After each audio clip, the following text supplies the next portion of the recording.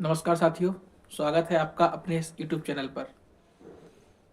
मेरा नाम अभिषेक श्रीवास्तव है और इस वर्ष मैंने आईपीएस क्लर्क की परीक्षा उत्तीर्ण की है, जिसमें मुझे कैनरा बैंक अलॉट हुआ है और मेरा स्टेट उत्तर प्रदेश है। ठीक है, तो आज हम इस वीडियो में जानने वाले हैं कि मैंने बैंक एग्जाम्स में कौन कौन से एग्ज़ाम दिए हैं, कौन कौन से एग्ज़ाम को उत्तीर्ण किया है, क्या मेरी स्ट्रेटजी रही, कितना समय मुझे परीक्षा तैयारी करने में लगा और कौन कौन से टीचर्स को मैंने फॉलो किया, पेड बैच लिया या यूट्यूब रिसोर्सेज को फॉलो किया, या कोई कौन कौन से मैंने मॉक टेस्ट दिए, आज सब हम जानने वाले हैं। ठीक, तो मैंने जो अपनी प्रिपरेशन थी वो जनवरी 2025 में स्टार्ट की थी।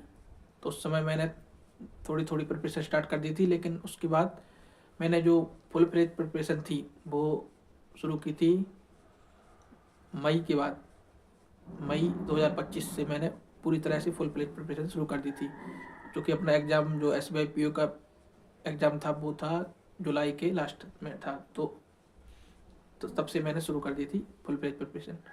और इस वर्ष मैंने जो रेगुलर एग्ज़ाम बैंकिंग्स के होते हैं, 6 एग्ज़ाम्स होते हैं, उनको 6 एग्ज़ाम मैंने दिए हैं, जिसमें एसबीआई पीओ का मेरा प्री क्लियर नहीं हुआ था। और उसके बाद फिर आईबीपीएस पीओ दिया, उसका प्री क्लियर हो गया था। और मेंस भी दिया था, मेंस मेरा 3.5 मार्क्स से रुक गया। और फिर आरआरबीपीओ मेरे कट ऑफ से तो ओवरऑल आरआरबीपीओ प्री क्लियर हो गया था, मेंस भी दिया, मेंस भी क्लियर। मतलब ओवरऑल कट ऑफ से तो नंबर ज़्यादा थे, लेकिन कंप्यूटर की सेक्शनल कट ऑफ 0.25 से रह गई, तो उससे मेरा आरआरबीपीओ का मेंस नहीं हो पाया। उसके बाद एसबीआई क्लर्क का भी नहीं हुआ, उसके मार्क्स अभी पता नहीं है, क्योंकि अभी स्कोर कार्ड नहीं आया है। और उसके बाद आया आईबीपीएस क्लर्क, जिसमें मैं पास हो गया और मुझे कैनरा बैंक अलॉट हो गया। ठीक है, और आरआरबी क्लर्क का मेंस का जो फाइनल रिजल्ट है वो भी आया नहीं है, तो उम्मीद है कि वो भी शायद हो जाए।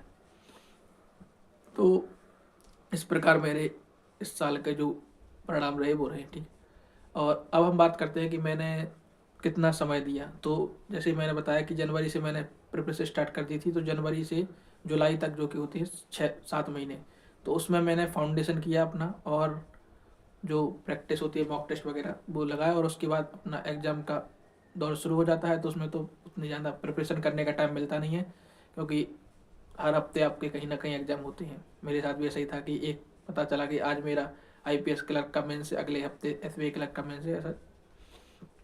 तो इस प्रकार है। तो पूरी प्रिपरेशन अगर देखी जाए तो लगभग 6 महीने की प्रिपरेशन रहती है। उसमें आपको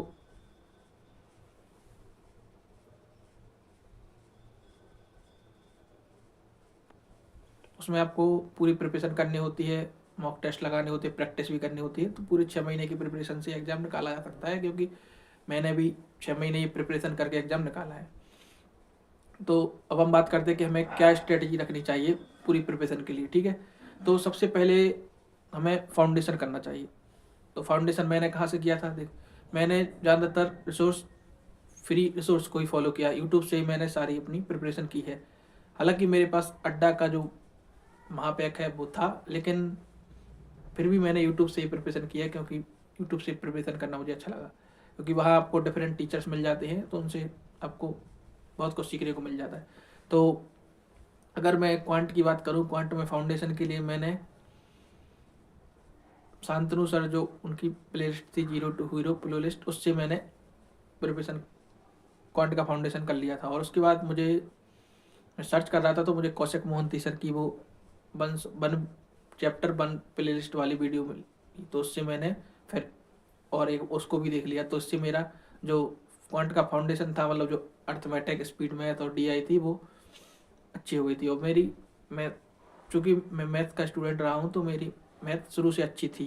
ठीक है, तो मुझे उतना ज़्यादा परेशानी नहीं हुई मैथ को प्रिपेयर करने में। और फिर एक बार फाउंडेशन हो गया, तो उसके बाद तो प्रैक्टिस का गेम है पूरा। तो प्रैक्टिस के लिए मैं जो यूट्यूब पे वीडियो आती रहती हैं, जब जैसे जो एग्ज़ाम रहता है उसकी वीडियो आती रहती है अड्डा के चैनल पे, टीचर्स जो हैं वो उस एग्ज़ाम को टारगेट करके उसकी प्रैक्टिस वीडियो लाते रहते हैं। तो मैंने वो वीडियो फॉलो की, उनसे मैंने प्रैक्टिस कर ली थी। ठीक है, और रीजनिंग के लिए मैंने सौरभ सर को फॉलो किया, अड्डा वाले, उनका मैंने जो बैच था चैम्पियंस बैच, उससे फाउंडेशन कर लिया था और मुझे वो उनका पढ़ाने का तरीका बहुत अच्छा लगा, तो मैंने उन्हीं से फिर कंटिन्यू किया। और फिर फाउंडेशन से कर लिया। फिर पजल का तो ऐसा है कि जितनी आप बनाएंगे, प्रैक्टिस करेंगे, उतनी आपकी स्पीड बनेगी और उतनी जल्दी आप कर पाएंगे, क्योंकि पेपर में आपको 2 मिनट, जो क्लर्क का है उसमें तो आपको 1.5 मिनट में पजल बन जाती है, और जो पीओ है उससे 2 से ढाई मिनट में आपको पजल बनानी होती है। तो इसके लिए आपको जितनी प्रैक्टिस आप कर सकें उतनी प्रैक्टिस आपको करनी पड़ती है, ठीक है। और इंग्लिश के लिए मैंने किसी टीचर्स का पेड बैच नहीं लिया, ना ही मैंने कोई फाउंडेशन किया। मैं सिर्फ रीडिंग करता था, तो एक एडिटोरियल मतलब जो आते हैं उनकी पीडीएफ से पढ़ लेता था। और देखा जाए तो मैंने वोकैब वगैरह ऐसे कुछ ज़्यादा याद की नहीं है, क्योंकि मुझे लगता था कि अगर रीडिंग है तो फिर रीडिंग से ही आपकी वोकैब और ग्रामर वगैरह सब ठीक हो जाती है। तो मैं, क्योंकि मेरी इंग्लिश थोड़ी ठीक ठाक थी, तो मैंने कोई फाउंडेशन नहीं किया, ना ही मैंने ग्रामर के रूल रटे हैं, ना 120 रूल वगैरह, मैंने इनको कुछ भी नहीं किया, क्योंकि मुझे लगता था कि जो बैंकिंग इंग्लिश है उसमें ज़्यादा रीडिंग का रोल है। और मैंने टीचर से सुना भी था कि आप अगर रीडिंग करते हैं तो उससे आपकी वोकैब भी ठीक हो जाती है, और क्या कहते हैं उसको, ग्रामर भी ठीक हो जाती है। तो मैंने सिर्फ रीडिंग ही की। मैं 1-2 एडिटोरियल पढ़ लेता था, और ज़्यादातर मैं इंग्लिश की प्रैक्टिस से सही करता था। जैसे प्रैक्टिस की, उसमें जो गलत हो गए उनको फिर देखा कि क्यों गलत हो गए, तो उससे आपकी वो इंग्लिश ठीक हो जाती है धीरे धीरे करके। यदि आप ऐसे चलते हैं, मतलब रिवर्स इंजीनियरिंग करते हैं कि पहले आप क्वेश्चन सॉल्व करते हैं, फिर जो आपको उसमें गलत हो जाता है, गलत हो गया तो उसको देखा कि इसमें क्या कॉन्सेप्ट लग रहा था, क्या रूल था, वो चेक कर लिया, फिर अगली बार जब वो आया तो वो गलत ना हो। इस प्रकार मतलब रिवर्स इंजीनियरिंग करके आप इंग्लिश को ठीक कर सकते हैं। इसके लिए आपको कोई पेड वजह लेने की आवश्यकता है नहीं, ना ही आपको ग्रामर का फाउंडेशन वगैरह करने का, क्योंकि 30 क्वेश्चन आते हैं, उसमें मुश्किल से 30 आते हैं, मतलब प्री में एसबीआई में 30 आते हैं, बाकी एसबीआई में 40 आते हैं, बाकी में 35-35 क्वेश्चन आते हैं आईबीपीएस क्लर्क आरआरबी बोलो इसमें। और आरआरबी में तो आती ही नहीं है इंग्लिश। तो क्या रहता है उसमें, अगर 30 या 35 क्वेश्चन आए या 40 क्वेश्चन भी आए, तो उसमें 5 क्वेश्चन मुश्किल से आएंगे ग्रामर के। उसके लिए आपको इतनी मतलब पेड बैच करके वो ग्रामर का फाउंडेशन करके उसमें आपको टाइम वेस्ट करने की आवश्यकता नहीं है। आप अगर आएंगे भी तो अगर आप उसको रोज एक मॉक टेस्ट लगा रहे हैं या प्रैक्टिस कर रहे हैं, तो उससे आप 5 क्वेश्चन में से 3 तो सही कर ही लेंगे, ठीक है। तो इस प्रकार मैंने इंग्लिश के लिए किया।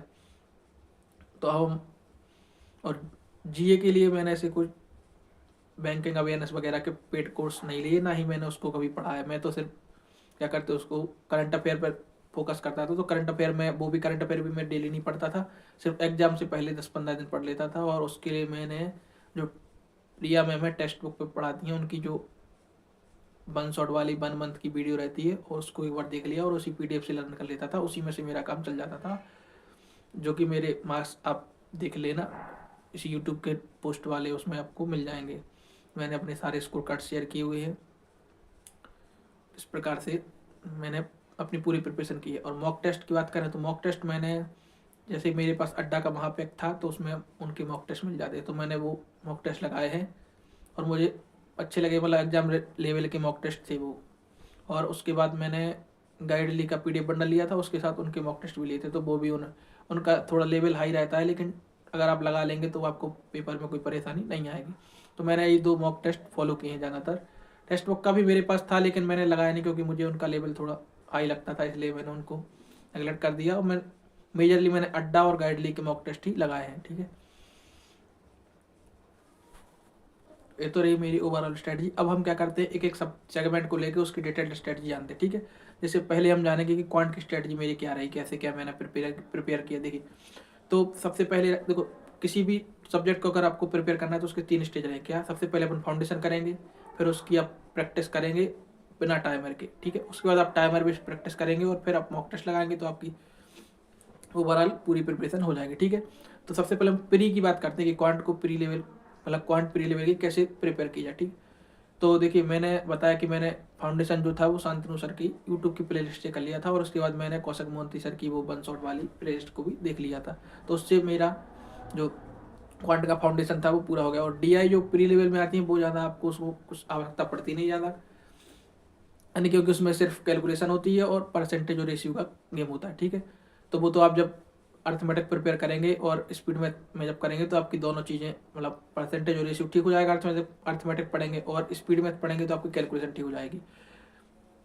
तो इस प्रकार आप DI कर लेंगे। अर्थमेटिक मेन चीज़ है। अर्थमेटिक कुछ लोग कहते हैं कि आप उसमें कुछ चैप्टर प्रिपेयर करके भी काम चला सकते हैं, लेकिन मुझे लगता है कि जब आप प्री लेवल की अर्थमेटिक कर रहे हैं, तो जब आप SBI PO प्री या IBPS PO प्री करते हैं तो फिर भी आप छोड़ सकते हैं, लेकिन जब आप क्लर्क RRB क्लर्क या IBPS किसी भी क्लर्क की कर रहे हैं तो आपको उसमें 35 में से 35 अटैम्प्ट करने ही होते हैं, क्योंकि कट ऑफ इतनी हाई जाती है। और इंग्लिश में आप मतलब इतना नहीं सोच सकते कि आप उसमें पूरे में पूरे ले आ सकते हैं, क्योंकि इंग्लिश में कुछ चीज़ें होती हैं जो पेपर में नहीं आती हैं। अब क्योंकि हम सब हिंदी मीडियम के छात्र हैं, तो मतलब हो सकता है कि इंग्लिश अपनी उतनी अच्छी ना हो, लेकिन फिर भी मेरी इंग्लिश ठीक ठाक थी कि मैं 35 क्वेश्चन अटैम्प्ट करता था तो मेरे 20 नंबर आ जाते थे।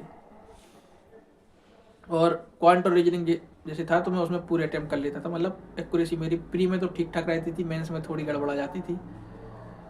तो इस प्रकार मैंने फाउंडेशन कर लिया। उसके बाद आती है प्रैक्टिस। तो प्रैक्टिस के लिए मैंने सर की एक बुक आती है दक्ष क्वांट मैंने मंगाई थी। तो उससे मैंने पहले क्या किया, फाउंडेशन के बाद उससे प्रैक्टिस की बिना टाइमर के, कि मतलब एक आपका जो कॉन्सेप्ट बिल्डिंग हो जाए। फाउंडेशन के बाद, फाउंडेशन तो आपने कर लिया, उसके बाद आपको कुछ क्वेश्चन लगा ली उसकी टॉपिक वाइज, तो उससे क्या है कॉन्सेप्ट बिल्डिंग हो जाती है। फिर उसके बाद आती है टाइमर बेस्ड प्रैक्टिस। तो टाइमर बेस्ड प्रैक्टिस या तो आप मॉक टेस्ट लगा लें, या मुझे जो मैंने सोर्स फॉलो किया मुझे अच्छा लगा वो था गाइडली बंडल PDF, क्योंकि उसमें आपको PDF के रूप में भी मिलते हैं पूरे क्वेश्चन और क्विज के रूप में मिलते हैं। मतलब एक टाइमर रहता है। तो क्या रहता है, जब आप टाइमर के साथ प्रैक्टिस करते हैं तो आपको वो एग्जाम हॉल वाली जो प्रेशर रहता है वो आपको घर पर ही पता चल जाता है, जिससे आप वहाँ पैनिक ना करें। तो उसमें क्या रहता है, जैसे आप उसमें हर चीज़ का रहता है, जैसे पहले रहेगा टॉपिक वाइज, बिगिनर्स के लिए रहेगा, फिर टॉपिक वाइज रहेगा, फिर एग्जाम वाइज। तो आप उसको पहले बिगिनर्स हैं तो आप फाउंडेशन कर रहे हैं तो बिगिनर्स लेवल पे हैं तो बिगिनर्स वाले जो हैं उनको टॉपिक वाइज करते रहेंगे, ठीक है। फिर जब आपका वो हो जाए तो आप क्या करेंगे, उसके बाद उसमें होता है एग्जाम वाइज वाले। तो जैसे आप जिस एग्जाम के लिए कर रहे हैं तो वो कर लेंगे। तो मैंने ऐसे ही किया था कि मैंने उसको ही फॉलो किया, क्योंकि उसमें मुझे अच्छा लगा इसलिए, क्योंकि उसमें एक तो था कि उसमें आपको मॉक टेस्ट अलग से लगाने की आवश्यकता नहीं पड़ेगी, क्योंकि टाइमर वेस्ट है। जैसे आप अगर 10 क्वेश्चन अर्थमेटिक के भी कर रहे हैं तो वो 8 मिनट का टाइमर आपको देंगे, मतलब 8 मिनट में आप कर रहे होंगे, ठीक है। तो इस प्रकार उससे प्रैक्टिस कर ली। फिर जब एग्जाम पास में आ जाता है तो जो एग्जाम है उसके आप मॉक टेस्ट तो लगाएंगे प्री के लिए। तो वो मॉक टेस्ट भी मैंने लगाए थे, अड्डा के लगाए और गाइडली के। और फिर ज़्यादातर मेरी प्रिपरेशन जो रही है क्वांट की वो मैंने यूट्यूब से ही प्रिपेयर किया है, क्योंकि सर की प्लेलिस्ट जो शांतनु सर की प्लेलिस्ट थी वो यूट्यूब पर फ्री ऑफ कॉस्ट थी, और कौशिक मोहंती सर की भी प्लेलिस्ट थी, तो उससे मैंने प्रिपेयर कर लिया। अब बात करते हैं हम रीजनिंग की, रीजनिंग को कैसे प्रिपेयर किया। रीजनिंग के लिए मैंने बताया कि मैंने सौरभ सर को फॉलो किया था, और उनका एक बैच था चैंपियंस रीजनिंग, वो मैंने कंप्लीट कर लिया था। उसके बाद मैंने क्या किया, यूट्यूब पे उनके जो जैसे अब जो एग्ज़ाम पास आ रहा है उसको उसके लिए वो क्या करते हैं, प्रैक्टिस सेशन लाते हैं। तो उन प्रैक्टिस सेशन के द्वारा मैंने प्रैक्टिस की। और मॉक टेस्ट तो फिर जब एग्जाम आता है तो उस समय आप लगाते ही हैं। तो इस प्रकार पहले टाइमर बेस्ड आपको प्रैक्टिस नहीं करनी है, क्योंकि जब आप पजल बनाएंगे तो मुझे भी, जब मैंने पहली पजल बनाई होगी तो लगभग प्री लेवल की पजल में भी 10 मिनट लग जाते, तो मुझे लगता था कि इतनी जल्दी कैसे बनेगी। लेकिन जब मैंने एग्जाम के पास तक आ गया था, वाला एग्जाम आने वाले थे, तब तक मेरी स्पीड ठीक ठाक हो चुकी थी कि मैं PO लेवल की पजल को जो था तो 2 मिनट में बना लेता था, और क्लर्क लेवल की 1 से 1.5 मिनट में आराम से बन जाती थी। और मेरे क्वांट रीजनिंग में मतलब क्लर्क के जो एग्जाम थे उनमें लगभग पूरे मार्क्स आ जाते थे क्वांट रीजनिंग में। मैंने स्कोर कार्ड भी शेयर किए हुए हैं, तो आप कम्युनिटी बॉक्स या उसमें पोस्ट में जाके या शॉर्ट्स में वीडियो में देख सकते हैं कि मेरे कितने स्कोर रहे, ठीक है। फिर आती है इंग्लिश की बात। इंग्लिश के लिए मैंने बता दिया कि इंग्लिश में तो मैंने सिर्फ और सिर्फ प्रैक्टिस ही की है। प्रैक्टिस आप वीडियो से भी कर सकते हैं, जैसे अनुभव सर हैं या किंजल मैम है अड्डा पे, वो क्या करती हैं जो एग्जाम रहती है तो उनके लिए एग्जाम के स्पेसिफिक प्रैक्टिस सेशन लाते हैं, तो आप उनसे कर सकते हैं। या आप गाइडली में जो एग्जाम वाइज बंडल होते हैं, और मैं क्या कहते हैं उसको, बिगिनर्स के लिए होते हैं या टॉपिक वाइज बंडल होते हैं, उनमें इंग्लिश के लिए आप प्रैक्टिस कर सकते हैं। और जो उसको एनालाइज भी करेंगे, जो चीज़ आपकी गलत हो रही हो तो उसको आप सही करेंगे, ताकि वो अगली बार फिर गलत ना हो। तो इस प्रकार आप इंग्लिश को ठीक कर सकते हैं। तो ये मेरी ओवरऑल स्ट्रेटजी रही प्री के लिए। और मेंस के लिए फिर हम अगली वीडियो में बात करेंगे, क्योंकि अगर मेंस के लिए बात करेंगे तो फिर वीडियो बड़ी हो जाएगी। अब अब हम बात करते हैं कि मॉक टेस्ट हमें कितने लगाने हैं और कब से लगाने हैं। देखिए, अगर आप बिगिनर्स हैं तो आप शुरू से मॉक टेस्ट नहीं उठाइएगा जब तक आपका एक बार फाउंडेशन ना हो जाए और एक बार आपकी प्रैक्टिस इतनी ना हो जाए कि मतलब आपको लगने लगे कि हाँ क्वेश्चन सॉल्व होने लगे। क्योंकि आप अगर पहले दिन से ही मॉक टेस्ट उठा लेंगे तो आप डिमोटिवेट हो जाएंगे, क्योंकि उसमें आपके नंबर्स नहीं आएंगे। तो आपको क्या करना है कि जब आप एक लेवल तक आ जाए, मतलब आपका पूरा फाउंडेशन कोर्स कंप्लीट हो जाए, और एक बार आपने मतलब हर टॉपिक के लगभग 100 क्वेश्चन प्रैक्टिस कर लिए हों। तो उसके बाद आप मॉक टेस्ट उठाएंगे। मॉक टेस्ट में आप क्या करेंगे, पहले तो क्लर्क लेवल से शुरू करना कि आप क्लर्क लेवल के मॉक टेस्ट लगाएं, पहले क्लर्क प्री के, फिर धीरे धीरे उठा के पीओ प्री पे जाए। मतलब नहीं तो अगर आप सीधा पीओ प्री उठाएंगे तो आपको लगेगा शायद कि मेरे से तो क्वेश्चन बन ही नहीं रहे हैं और मैं क्लियर कर पाऊंगा कि नहीं, क्योंकि डिमोटिवेशन हो जाता है जब आपके मॉक टेस्ट में नंबर नहीं आएंगे ना, तो आपको लगेगा कि मैंने फाउंडेशन भी कर लिया, प्रैक्टिस भी कर ली, फिर भी नंबर नहीं आ रहा है। तो वो होगा, सबके साथ होता है, मेरे साथ भी हुआ था। तो आप क्या करेंगे, क्लर्क लेवल के मॉक टेस्ट लगाएंगे। तो क्लर्क लेवल में क्या रहेगा कि आपको हो सकता है आप पूरे क्वेश्चन बना लें, क्योंकि उसमें इतना लेवल नहीं रहता है प्री में खास तौर से, क्योंकि उसमें जो बेसिक क्वेश्चन होते हैं, जो फाउंडेशन का बेसिक होता है, वो ही क्वेश्चन उसमें लगातार आते हैं, तो आप वो कर सकते हैं। फिर धीरे धीरे आप पीओ प्री लेवल के मॉक टेस्ट, पीओ प्री में क्या रहेगा कि आपको क्वेश्चन सिलेक्ट करने होंगे, क्योंकि वहाँ आप पूरे के पूरे क्वेश्चन ना क्वांट में ना रीजनिंग में कहीं भी अटेम्प्ट नहीं कर पाएंगे। आरआरबीओ हो सकता है कि आप रीजनिंग अटेम्प्ट कर ले, लेकिन क्वांट तो आप वहाँ भी नहीं कर पाएंगे पूरे के पूरे। तो आप क्या करेंगे, पहले आप क्वेश्चन सिलेक्ट करेंगे कि हमें कौन कौन से क्वेश्चन करने हैं, कौन सी डीआई करनी है, कौन सी केसलेट करनी है। तो पहले आप वो क्वेश्चन सिलेक्ट कर लेंगे और पहले शुरू में अपना वही क्वेश्चन करेंगे जो आपको लगता है कि मैं बना सकता हूँ, क्योंकि अगर आपने कोई गलत डीआई या गलत केसलेट वगैरह उठा ली और अगर वो नहीं बनी तो फिर आपका पेपर खराब हो जाएगा। क्योंकि मेरे साथ एसबीआई पीओ प्री के पेपर में हुआ था, मैंने एक केसलेट उठाई और उसमें लगभग मैंने 8 मिनट खर्च कर दिए और आखिर में वो नहीं बनी और फिर मैं पैनिक हो गया, तो मेरा पूरा का पूरा पेपर ही नहीं निकल पाया। तो ऐसा नहीं करना है। और फिर अगर आप क्वांट को देखें, क्वांट को जैसे देखें तो क्वांट में आप मॉक टेस्ट में कैसे अटेम्प्ट करेंगे, सबसे पहले आप स्पीड मेथ करेंगे। स्पीड मेथ में क्या करेंगे, सिंप्लीफिकेशन, अप्रोक्सीमेशन और मिसिंग नंबर सीरीज और कोऑर्डिनेट। रॉन्ग नंबर को आप छोड़ देंगे, क्योंकि रॉन्ग नंबर अगर आप, क्योंकि रॉन्ग नंबर में होता है कि कभी कभी ऐसे पैटर्न फंस जाते हैं कि वो टाइम ले जाते हैं और होती भी नहीं हो सकता। तो रॉन्ग नंबर सीरीज को आप सबसे बाद में करेंगे। सबसे पहले आप क्या करेंगे, सिंपलीफिकेशन, अप्रोक्सीमेशन, क्वाड्रेटिक और मिसिंग नंबर सीरीज। उसके बाद डीआई देखेंगे, क्योंकि डीआई 2 होंगी तो हो सकता है एक डीआई सरल हो, एक डीआई कठिन हो। तो उसमें तो डीआई में जो होगा, एक डीआई आपको लग सकती है कि सरल है, तो सबसे पहले आप वो सरल वाली डीआई उठाएंगे। फिर उसके बाद दूसरी डीआई देख लेंगे, यदि आपको लगता है कि डीआई सरल लग रही है, आपसे बन सकती है, दिए गए टाइम के अंदर बन सकती है, तो आप उसको भी कर लेंगे। उसके बाद आप स्पीड मैथ पे जाएंगे, सॉरी उस पर अर्थमेटिक पे जाएंगे। तो अर्थमेटिक में वो क्वेश्चन सबसे पहले करेंगे जो चैप्टर आपके स्ट्रॉन्ग है। धीरे धीरे फिर इस प्रकार आप करेंगे तो आपके पेपर में मैक्सिमम अटेम्प्ट हो सकते हैं। और फिर ऐसे ही रीजनिंग का है, रीजनिंग में आप क्या करेंगे, सबसे पहले आप जो स्पीड रीजनिंग आती है जिसमें स्लॉग, इनइक्वालिटी और अल्फान्यूमेरिक सीरीज, कोडिंग, डिकोडिंग वगैरह जो होती है, तो ये कर लेंगे। उसके बाद आप पजल उठाए। पजल में भी क्या करेंगे, जो पजल आपने घर पे प्रैक्टिस की हो, जो आपको लगता है कि मैं जल्दी बना लेता हूँ, वही पजल आप पेपर में भी सबसे पहले उठाएंगे और उसी पजल को आप सबसे पहले करेंगे। उसके बाद दूसरी पजल उठाएं, अन्य पजल उठाएंगे इस प्रकार, क्योंकि क्लर्क का पेपर होगा। और तो आप उसमें क्या करेंगे, क्वांट को भी और रीजनिंग को लगभग आप 20 मिनट के समय में से 18 मिनट में, दोनों को 18 मिनट में आप क्वांट रीजनिंग को कर सकते हो, क्योंकि क्लर्क का पेपर इतना टफ नहीं आता है। और पीओ का होगा तो पीओ में आप सिलेक्ट कर लेंगे, क्योंकि आप उसमें आपको कुछ ऐसी भी पजल होंगी जो छोड़नी होंगी, क्योंकि आप अगर उसमें फंस जाएंगे तो फिर आपका पूरा पेपर बिगड़ जाएगा। और फिर ऐसी इंग्लिश में आप क्या करेंगे, सबसे पहले आप आरसी सॉल्व नहीं करेंगे, आरसी को आप बाद में सॉल्व करेंगे। सबसे पहले जो और मिसलिनियस क्वेश्चन आते हैं उनको सॉल्व कर लेंगे, क्योंकि अगर आपके 10-15 क्वेश्चन वो आएंगे, 10-15 क्वेश्चन जब वो सॉल्व हो जाएंगे तो आपको एक कॉन्फिडेंस मिलेगा, जिससे आप आरसी और जो पैराजम्बल वगैरह उनको भी आप जल्दी जल्दी कर लेंगे। ठीक है। और आरसी में कोशिश करना कि सबसे पहले जो क्वेश्चन वो वाले होते हैं ना जिसमें एंटोनिम सुनोनिम वोकैब वाले या फिलर वाले, तो वो सबसे पहले कर लें। और यदि आपको लगता है आपकी आरसी पर प्रैक्टिस अच्छी नहीं है तो कोशिश करना कि सबसे पहले आप आरसी के क्वेश्चन पढ़ लें, उनमें आप क्वेश्चन को पढ़ लेंगे और फिर देख लेंगे कि उनमें मतलब की पॉइंट कौन सा, की पॉइंट ढूंढ के फिर आप पैसेज पे जाएंगे। क्योंकि हो सकता है अगर आपकी प्रैक्टिस नहीं होगी तो आप जैसे आरसी आपने पढ़ लिया, फिर क्वेश्चन पढ़ा, फिर आपको आरसी पढ़ना पड़ेगा, और दूसरा क्वेश्चन जब तक वो सॉल्व किया फिर दूसरा क्वेश्चन जब पढ़ा तो फिर से आपको आरसी, तो इसमें आपका टाइम वेस्ट हो जाएगा। इसलिए आप क्या करें कि आरसी में पहले वोकैब वाले और फिलर वाले कर लेंगे, उसके बाद क्वेश्चन को पढ़ लेंगे, उनसे कीवर्ड पिक कर लेंगे और फिर आप आरसी जाएंगे।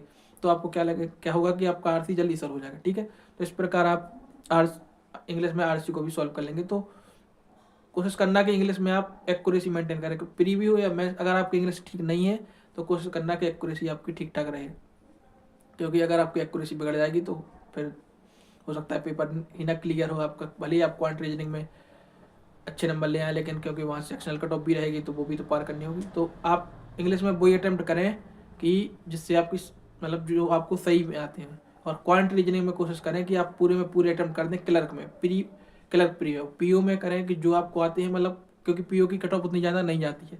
मतलब अगर आप दोनों में 20-20, जैसे क्वांट रीजनिंग में 20-20 अटेम्प्ट कर लेंगे, दोनों मिला के अगर 45 नंबर भी आपके आ गए क्वांट रीजनिंग से मिला के पीओ में, और वहाँ इंग्लिश में आपके मान लीजिए कि 40 में से या 35 में से 15-20 भी आ गए, तो आप आराम से कट ऑफ क्लियर कर लेंगे। इस प्रकार आप स्ट्रेटजी से चलेंगे तो आप मतलब एकदम क्लियर कर लेंगे, ठीक है।